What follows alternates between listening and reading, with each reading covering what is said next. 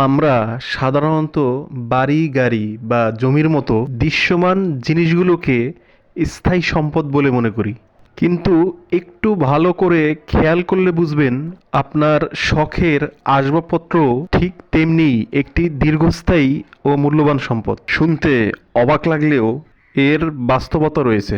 শত বছর পার হয়ে গেলেও অনেক পুরনো বিল্ডিংয়ে আজও কাঁঠাল কাঠের পাল্লা এবং লোহা কাঠের মজবুত চৌকাঠ দেখতে পাওয়া যায়। দাদা দাদির ব্যবহৃত সেই চিটাগাং সেগুনের কাঠের খাট আজও অবিকল রয়েছে।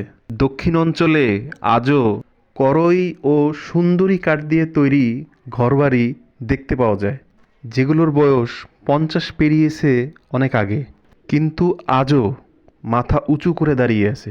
টিনের ঘরে লাগানো তাল গাছের কাঠ, টিন নষ্ট হয়ে গেলেও কাঠ আজও অক্ষত আছে। ছোটবেলায় আমরা মুরব্বিদের মুখে শুনেছি বা অনেকে দেখেছি, নদী বা খাল খনন করতে গিয়ে মাটির নিচ থেকে গাছ পাওয়া গেছে।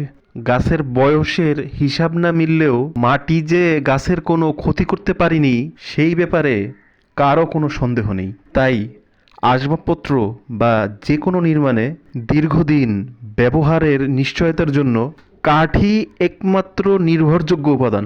এর কোনো বিকল্প নেই।